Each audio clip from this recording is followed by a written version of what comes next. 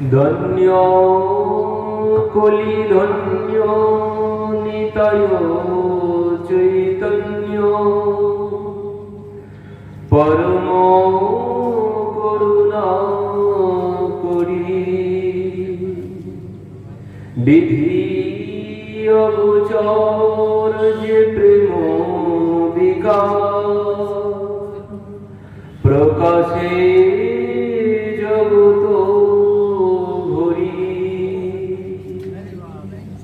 আমাদের সমস্ত শাস্ত্র গ্রন্থ সব জায়গায় এই একটাই কথা বলেছেন। কি বলেছেন? ধন্য কলি ধন্য নিতাই চৈতন্য পরম করুণা করি বিধি অগোচর যে প্রেম বিকার প্রকাশে জগৎ ভরি। এই কলি যুগের মহিমা সমস্ত শাস্ত্র গিয়েছেন। অন্যান্য যুগের থেকে এই কলি যুগ শ্রেষ্ঠ। সেই সত্য ত্রেতা দাপর কলি, তো সেই সত্য ত্রেতা দাপরের থেকেও আমাদের এই কলিযুগ শ্রেষ্ঠ। সমস্ত শাস্ত্রে এই কলিযুগের গুণগান করেছে। কেন? কারণ এই কলিযুগে যা অন্য কোন যুগে সম্ভব হয়নি। কি বলছেন? ধন্য কলি ধন্য নিতাই চৈতন্য পরম করুণা করি বিধি অগোচর যে প্রেম বিকার। বিধি অগোচর, বিধি মানে কে? বিধি মানে ব্রহ্মা। ব্রহ্মা যে প্রেম পাওয়ার জন্যে গিয়েছিলেন কিন্তু সেই প্রেম পাননি। ব্রহ্মা সেই প্রেম পাওয়ার জন্যে পুষ্করে গিয়ে 50,000 বছর তপস্যা করেছিলেন, তবুও সেই প্রেম পাননি। আর সেই প্রেম পাওয়ার জন্যে মহাদেব গিয়েছিলেন, কিন্তু সেই মহাদেবও পাননি। সেই রাস মন্ডলে প্রভু আমি রাসে অংশগ্রহণ করতে চাই। एक दिन वो भोले भंडारी बन करके ब्रज नारी गोकुल में आ गए। তো সেই মহাদেব তিনি গোপী সেজে গিয়েছিলেন রাসে নৃত্য করার জন্য, কিন্তু তিনিও সেই রাসের নৃত্য করার সুযোগ পেলেন না। তো সে সময় প্রভু কি বলেছিলেন? বললেন, দেখো এই রস এখন তোমরা পাবে না, এই রস আস্বাদন এখন হবে না। এই রস আস্বাদন হবে কখন? বলছেন, যখন আমি কলিতে অবতীর্ণ হব তখন এই রস সবাইকে আমি প্রদান করব। তো এই জন্যে যে প্রেম সত্য ত্রেতা দাপরে কেউ পাননি, হাজার হাজার বছর ধরে তপস্যা করেও পাওয়া যায়নি, সেই প্রেম কলির জীব পেয়ে গেছে। কলির জীবের এত সৌভাগ্য, তাদের কোনো পরিশ্রম করতে হলো না, তারা ঘরে বসে পেয়ে গেছেন। ধররে ভাই নামের মালা ঘুচে যাবে ত্রিতা বচালা। তিনি এই নামের মালা সমস্ত কলির জীবের জন্য ব্যবস্থা করেছেন, এই কলির জীবকে উদ্ধার করার জন্য। একদিন আচম্বিতে হইল হেনমতি, আজ্ঞা কইল নিত্যানন্দ হরিদাস প্রতি। শোনো শোনো নিত্যানন্দ, শোনো হরিদাস, সর্বত্র আমার আজ্ঞা করো প্রকাশ। প্রতি ঘরে ঘরে যাইয়া করো এই ভিক্ষা। কৃষ্ণ বলো কৃষ্ণ কহো, করো কৃষ্ণ শিক্ষা। তিনি সেই নিত্যানন্দ প্রভুকে দিয়ে, হরিদাস ঠাকুরকে দিয়ে এই নাম কলির জীবের দ্বারে দ্বারে পৌঁছে দিয়েছেন। সেই যে নিত্যানন্দ প্রভু গত অবতারে যার এমন ক্রোধ ছিল, সুত গোস্বামী ভাগবত কথা বলছেন, সুত গোস্বামীর সম্মুখে তিনি উপস্থিত হয়েছেন, সুত গোস্বামী প্রণাম করেননি। তো এই জন্যে এক কুশা ছুঁড়ে মারলেন, সেই কুশার আঘাতে ব্যাসাসনে সুত গোস্বামী প্রাণ ত্যাগ করলেন।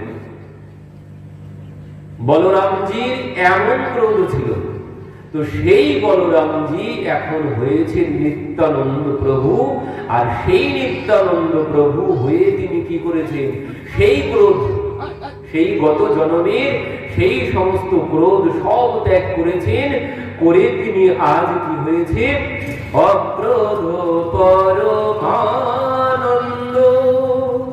নিত্যানন্দ রায়, অভিমান শূন্য নিতাই নগরে বেড়ায়, যারে দেখে তারে বলে দন্তে তৃণধরি, আমারে কিনিয়ালহ বল গৌর হরি। সেই বলরামজি শুধু প্রণাম করা হয়নি, তাকে হত্যা করলেন। আর সেই বলরামজি কলি যুগে এসে তিনি অক্রোধ পরমানন্দ নিত্যানন্দ রায় হয়েছে। সেই জগাই মাধাই তাকে প্রহার করলেন, তবুও তিনি কোনো ক্রোধ সেখানে দেখালেন না। তিনি আজ প্রতি ঘরে ঘরে গিয়ে ধোপাকে বলছে, ভাই তেরে পাও পড়ু একবার হরি বল, তোর পায়ে পড়ছি, পায়ে ধরছি, ভাই একবার হরি বল। তো এমন অক্রোধ হয়ে গেছেন কেন? কারণ এই মহাপ্রভু তিনি এই প্রেমের সম্পদ দিয়েছেন, এই প্রেমের ভান্ডার দিয়ে দিয়েছেন। সেই প্রেম পেয়ে এখন আর সেই ক্রোধ নেই, এখন তিনি অক্রোধ হয়ে গেছেন। আর সেই প্রেম সমস্ত কলির জীবকে, সবাইকে তিনি আচণ্ডালে কাউকে তিনি বাদ রাখলেন না এই প্রেম প্রদান করার জন্য। তো সবাইকে ধোপাকে গিয়ে বলছে যে আমি যদি এই নাম বলি তো আমার এই কাজ করবে কে? সেখানে বলছেন তোমার এই কাপড় আমি কেচে দেব। তো এমন কলি যুগের ভাগ্য, যা অন্য কোন যুগে কেউ পাননি। এই জন্যে ভাগবত বলছেন, কি বলছেন দেখুন, কৃতাদিষু প্রজারাজন কলৌ ইক্ষন্তি সম্ভবম, কলৌ খলু ভবিষ্যন্তি নারায়ণ পরায়ণ। কি বলছেন? অন্যান্য যুগের ভক্তরা তারা বলছেন, প্রভু তুমি আর একবার আমাদেরকে ওই কলি যুগে পাঠিয়ে দাও। তুমি আর একবার, সত্য ত্রেতা দাপরের ভক্তরা বলছেন, প্রভু তুমি আর একবার আমাদেরকে কলি যুগে পাঠিয়ে দাও। কেন? বলছেন, প্রভু আমরা কত পরিশ্রম করেছি, তারপর তোমাকে পেয়েছি। সত্য ত্রেতা দাপরে কত পরিশ্রম করতে হয়েছে, সত্য যুগে ভগবানকে পাওয়ার জন্য কি করতে হয়েছে? কৃতে অধ্যায়তে কৃষ্ণম ত্রেতায়ম যজতে মুখৈ দাপরে পরিচর্যায়াম কলৌ কেশব কীর্তনাৎ। কৃতে অধ্যায়তে কৃষ্ণম, সত্য যুগে ভগবানকে পাওয়ার জন্য ধ্যান করতে হয়েছে। আর দাপরে কৃতে অধ্যায়তে কৃষ্ণম ত্রেতায়ম যজতে মুখৈ দাপরে পরিচর্যা, দাপরে পূজা। সত্য যুগে ধ্যান, ত্রেতা যুগে যজ্ঞ, দাপরে পূজা করে তারা ভগবানকে পেয়েছেন। আর এই কলির জীব কোনো পরিশ্রম, কোনো কিছু না, কোনো অর্থের খরচ, কোনো কিছু করতে হবে না, শুধুমাত্র বসে বসে হরে কৃষ্ণ কৃষ্ণ কৃষ্ণ হরে হরে, হরে রাম রাম রাম হরে হরে। ধরো রে ভাই নামের মালা, ঘুচে যাবে ত্রিকাল জ্বালা। এই নামের মালা কলির জীবের গলায় তিনি পরিয়ে দিয়েছেন। এই কলির জীবের এত সৌভাগ্য, বলছেন তোমাদের ওই হাজার হাজার বছর ধরে ধ্যান করতে হবে না, তোমাদের যজ্ঞ করতে হবে না, তোমাদের পূজাও করতে হবে না, শুধুমাত্র তোমরা বসে বসে এই নাম বলো। তাতেই ওই যজ্ঞ করে, ওই ধ্যান করে, হাজার হাজার বছর ধরে ধ্যান করে, শত শত যজ্ঞ করে, পূজা করে যে ফল পাওয়া গেছে, তুমি শুধুমাত্র এই নাম দিয়েই, একবার কৃষ্ণ নামে যত পাপ হয়, জীবের সাধ্য নাই তত পাপ করে। তো সেই যজ্ঞ করে, ধ্যান করে, পূজা করে যে ফল পাওয়া গেছে, সেই ফল পাওয়া যাবে শুধুমাত্র ওই জীবটা নাড়ালেই হবে, আর কিচ্ছু করতে হবে না। কারণ এত সহজ করে দিয়েছেন। কেন সহজ করেছেন? সহজ করেছেন এই জন্যে, কারণ কি, কলি হচ্ছে ছোট ছেলে, কলি ছোট ছেলে, তো ছোট ছেলের প্রতি কিন্তু ভালোবাসা বেশি হয় পিতামাতার, তাই তো হয়। ও বড় মেজো সেজোর থেকে ছোটর প্রতি টান বেশি হয়। এই জন্যে কলি হচ্ছে ছোট ছেলে। এক পিতার 4 সন্তান, তো সেই 4 সন্তানকে পিতা যখন তার সমস্ত কর্মক্ষমতা চলে গেছে, সব কিছু তাদেরকে ভাগযোগ করে দিয়েছে। বাবা, তোরা তোদের মতো নিজের পায়ে দাঁড়া, তোরা এবার সংসার চালা, তোদের হাতে সব দায় দায়িত্ব আমি বুঝিয়ে দিলাম। তো 4 জনকে যা ছিল সমান ভাগে ভাগ করে দিলেন। দিয়ে এবার কিছুদিন পর, কয়েক বছর পর একদিন ডেকেছে, বল বাবা, তোরা করেছিস কি? আমি যা তোদেরকে দিয়েছিলাম, তো তোরা কি করেছিস আজ বল। বড় ছেলে বলছে, পিতা তুমি যা দিয়েছিলে আমি সেই অর্থ 10 গুণ করে ফেলেছি, আমি 10 গুণ করে ফেলেছি, আমার বাড়ি গাড়ি সব হয়ে গেছে। এবার মেজোকে ডাকা হলো। মেজো বলছে, বাবা বড় ভাই যা করেছে অত না পারলেও আমি ওর অর্ধেকটা করেছি। এবার সেজোকে ডাকা হলো। সেজো বলছেন, বাবা তুমি যা দিয়েছিলে আমি তো ওদের মতো পারিনি, তবে আসলটা আছে, আর এই পেট চলেছে। এবার ছোট ছেলেকে ডাকা হলো। ছোট ছেলেকে ডাকার সঙ্গে সঙ্গে ছোট ছেলে পিতার কাছে এসে মাথাটা নিচু করে দাঁড়িয়েছে। বল বাবা কি করেছিস, তোর অবস্থা কি? ছোট ছেলে কি বলছে, বাবা তুমি আমাকে দেখে বুঝতে পারছো না, আমার চোখ মুখ দেখে তুমি বুঝতে পারছো না আমার কি অবস্থা। বাবা তুমি যা দিয়েছিলে আমি সব নষ্ট করে ফেলেছি, আমার আর কানাকড়ি কিছুই সম্বল নেই। তখন কি হয়েছে? তখন পিতা বলছে, তোর এত দুরবস্থা, তুই সব নষ্ট করেছিস। তো এবার 3 ভাইকে ডেকেছেন, বলছে, দেখ বাবা আমার যা ছিল সব তো আমি তোদেরকে ভাগযোগ করে দিয়েছি, আর তোদেরই তো ভাই, তো এখন দায়িত্ব তো সব তোদেরই, তোদেরই তো ভাই, দায়িত্ব তো সব তোদেরই, তোদেরকেই দেখতে হবে। এখন এবার কি হয়েছে, 3 ভাই সব মাথা নিচু করেছে, কেউ আর কোনো কথা বলছেন না, যেটা স্বাভাবিক, সব ঘরে ঘরেই দেখা যাচ্ছে। তো এরাও 3 ভাই মাথা নিচু করেছে, কেউ আর কোনো কথা বলছে না। তখন বলছে, তাহলে বুঝেছি তোরা তোদের ভাইকে দেখবি না। ঠিক আছে শোন, একটা কথা বলি, আমি তো সব দিয়েছি তোদেরকে, কিন্তু আমার একটা সম্পদ এখনো আছে, তো সেটা আমি তোদের ছোট ভাইকে দিতে চাই, তোরা যেন কোনো ঝামেলা করিস না পরবর্তীতে। এবার মাথা উঁচু হয়েছে তারা, বলছে, হ্যাঁ বাবা তোমার যা আছে তুমি দিয়ে দাও, আমরা কোনো কিছু বলবো না। এবার কি হয়েছে, সেই পিতা তার সিন্দুক খুলে একটি মালা বার করেছেন, করে সেই ছোট ছেলের গলায় পরিয়ে দিয়েছেন। ছোট ছেলের গলায় পরিয়ে দিয়ে বলছেন, বাবা এই মালা তোর কণ্ঠে যতদিন থাকবে তোর কোনো চিন্তা করতে হবে না। এই মালা যতদিন তোর কণ্ঠে থাকবে, এই মালা থেকে প্রত্যহ 1 ভরি করে স্বর্ণ পাবি তুই, প্রত্যহ 1 ভরি করে স্বর্ণ পাবি তুই, তোর কোনো চিন্তা আর করতে হবে না, তুই যত নষ্ট করিস কর, তোর আর কোনো সংসারের জন্য কোনো চিন্তা করতে হবে না।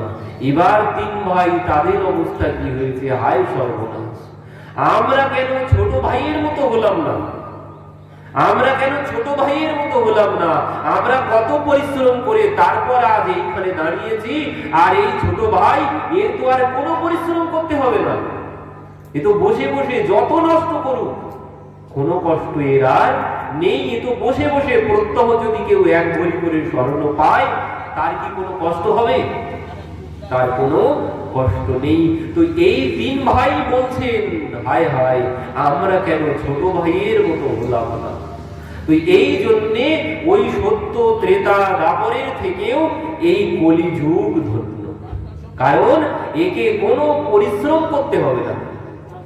আর কি, আর যেটি এই যে সত্য ত্রেতা দাপরে ধ্যান করতে হয়েছে ভগবানকে পাওয়ার জন্য, হাজার করতে গেলে লাগে কি, ধ্যান করতে গেলে লাগে মন আবেগ।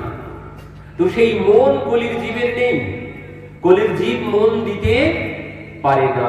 তারা সংসারকেই মন দিয়ে রেখেছে, তারা ভগবানের চরণে মন দিতে পারে না। আর মন না হলে ধ্যান কোনোদিন সম্ভব নয়। তো ধ্যান কলির জীবের দ্বারা হবে না। তো যজ্ঞ কলির জীবের দ্বারা হবে না। কেন হবে না? কারণ যজ্ঞ করতে গেলে অর্থের প্রয়োজন, অনেক সামগ্রী লাগে। আর সব থেকে যেটি বড় কারণ সেটি হচ্ছে ওই ঘৃত লাগে যজ্ঞ করতে গেলে, আর সেই ঘৃত বর্তমান যুগে আর পাওয়া যায় না। এই জন্যে এই কলি যুগে যজ্ঞ করলে কিন্তু তাতে কোনো ফল হয় না, উল্টো ফল হয়। কারণ এই যে বাজারের যত ঘৃত আছে সমস্ত ঘৃতই ভেজাল, আর এই ভেজাল ঘৃত দিয়ে যদি যজ্ঞ করা হয় তাতে কোনো লাভ তো হবে না, উপরন্তু লস হবে। আমরা আজকালকার দিনে অনেকেই দেখি যজ্ঞ করে, কিন্তু এই যজ্ঞে কোনো ফল পাওয়া যায় না। কারণ কেন? বলছেন এই যে ঘৃত আমরা ব্যবহার করছি যজ্ঞে, এই ঘৃততে সব চর্বি মেশানো, আর এই চর্বি মেশানোর জন্য কি হয়, এই যজ্ঞে তো কোনো ফল পাওয়া যাবে না, আমি কোনো ফল পাবো না। এই যজ্ঞের ফল পাবে কে? এই যজ্ঞের ফল পাবে অসুর, আসুরিক প্রবৃত্তি বৃদ্ধি পাবে। কলিযুগে যজ্ঞ করলে আসুরিক প্রবৃত্তি বৃদ্ধি পাবে আমার ভিতরে। মানে ওই যে সত্য রজ তম যে তিন গুণ, যজ্ঞের দ্বারা সত্যগুণ বৃদ্ধি পায়, দেবতাদের শক্তি বৃদ্ধি পায়। কিন্তু কলিযুগে যজ্ঞ করলে অসুরের শক্তি বৃদ্ধি পাবে, আমার মধ্যে তামসিক শক্তি বৃদ্ধি পাবে। এই জন্যে কলিযুগে যজ্ঞ করতে নেই, ঘৃত আহুতি দিতেই নেই আগুনে। আর যদি দিতে হয় তাহলে নিজে বাড়িতে ঘৃত বানাতে হবে, সেই ঘৃত দিয়ে যজ্ঞ করতে হবে, তাহলে ফল পাওয়া যাবে। আর যদি বাজারের ঘৃত এনে আহুতি দিয়ে অগ্নিতে, সঙ্গে সঙ্গে উল্টো ক্রিয়া হবে, এর কোনো ফল পাওয়া যাবে না। তো এই জন্যে কলির জীবের দ্বারা যজ্ঞ সম্ভব নয়। তো বলছেন পূজা, ওই পূজাতেও ঠিক ওই একই ব্যাপার। পূজা করতে গেলেও লাগে ঘৃত, মধু, গোমূত্র, গোবর। বর্তমান যুগে হয়তো গ্রামের দিকে একটু পাওয়া যেতে পারে, কিন্তু শহরের দিকে আর কোথাও নেই। বাবার মাথায় জল দিচ্ছে, প্যাকেটের দুধ, প্যাকেট কেটে বাবার মাথায় ঢেলে দিচ্ছে। এতে কোনো ফল হবে? এতে উল্টো ফল হবে, এতে আসরিক শক্তি বৃদ্ধি হবে, এতে কোনো লাভ হবে না। এই জন্যে কলিযুগে ভগবানের পূজাও সম্ভব নয়। আরেকটি যে কারণ সেটি হচ্ছে পূজা করতে গেলে লাগে কি, সব থেকে বড় জিনিস যেটি, সেটি হচ্ছে পবিত্রতার বিচার। সব থেকে আগে প্রয়োজন পবিত্রতা, আর এই পবিত্রতার জ্ঞান কলির জীবের মধ্যে নেই। পবিত্রতা কাকে বলে, শৌচতা কাকে বলে, এ সমস্ত কোনো কিছু ধারণাই কলির জীবের মধ্যে নেই। কিভাবে ভোজন করতে হয় এখনকার কলির জীব কেউ জানে না। ভোজনেরও একটা বিধান আছে, ওটাও যজ্ঞ। ও ভোজনটাও একটা যজ্ঞ। আমরা যে সব দাহন করি ওটাও যজ্ঞ, ওটা হচ্ছে অন্তিম যজ্ঞ, ওখানেও যজ্ঞের ফল পাওয়া যায়। কিন্তু বর্তমান যুগে বড় দুর্ভাগ্য, এ সমস্ত ক্রিয়ার কোনো কিছুই ঠিকঠাক ভাবে বর্তমান যুগে হয় না। আর হবে কি করে? কারণ বর্তমান যুগে প্রথমত ব্রাহ্মণের বড় অভাব। যা 2-4 জন পুরোহিত করেন, তারা কি করেন, ওই বাংলা বই পড়ে পড়ে নিজে নিজেই পণ্ডিত হয়ে গেছেন। তাদের আর কোনো গুরুকুলের প্রয়োজন নেই। এরা বাংলা বই পড়ে তার অর্থ কতটুকু বুঝবে, এই জন্যে কোনো কিছু ঠিকঠাক ভাবে হয় না, পূজাটাও হয় না, কারণ পবিত্রতা নেই জীবের মধ্যে। আর এই পবিত্রতা না হলে ঠাকুর ঘরের মধ্যে প্রবেশ করতেই নেই। অপবিত্র অবস্থায় ঠাকুর ঘরের মধ্যে প্রবেশ করলে তাকে বৈতরণী নরকে যেতে হয়। কিন্তু বর্তমান যুগে পবিত্রতার বড় অভাব। এই জন্য কি হয়, ব্রাহ্মণ দেখবেন পূজার আগে একটা মন্ত্র বলে। কি বলে বলুন তো? অপবিত্র পবিত্র বা সর্বাবস্থান রত বিবা ইয়াস্মরেত পুণ্ডরিকাক্ষম সবাহ্য অভ্যন্তর শুচি। এই মন্ত্র দিয়ে ভিতর বার সব পবিত্র করা হলো। কেন? আমার মধ্যে ও পবিত্রতার কোনো লেশ নেই। এই জন্য মন্ত্র দিয়ে আমার ভিতর বার সব পবিত্র করে নিয়ে তারপর পূজায় বসানো হলো। তো এই জন্যে কলিযুগে পূজাও সম্ভব নয়। কলির জীব শুদ্ধ আচারে পূজা পার্বণ কোনো কিছু পারে না। তো এই জন্যে কলির জীবের জন্য, তাহলে কলির জীব উদ্ধার পাবে কি করে? তো এই কলির জীবের জন্যে ছোট ছেলে, তার জন্যেই মহাপ্রভু বড় করুণা করেছেন। এই ধররে ভাই নামের মালা ঘুচে যাবে ত্রিতাব জ্বালা। এই নামের মালা পরিয়েছেন কলির জীবকে। এই নামের দ্বারাই সর্ব কিছু সে লাভ করতে পারবে। নামের এমনই করুণা, এমনই তাহার জাদু, পাষাণ হৃদয় বলে তরল হয় তস্কর হয় সাধু। এ নামের এমনই করুণা, একবার কৃষ্ণ নামে যত পাপ হরে, জীবের সাধ্য নাই তত পাপ করে। এ নামের এমন মহিমা। তো এই জন্যে এই নামের ব্যবস্থা করা হয়েছে। কেন? যখন অদ্বৈত প্রভু দর্শন করলেন এই কলির জীবের দুরবস্থা, কলির জীবের দুরবস্থা দেখে তিনি ভাবছেন যে এসব জীবের কি করে উদ্ধার হবে, এদের কল্যাণ কি করে হবে। কেন?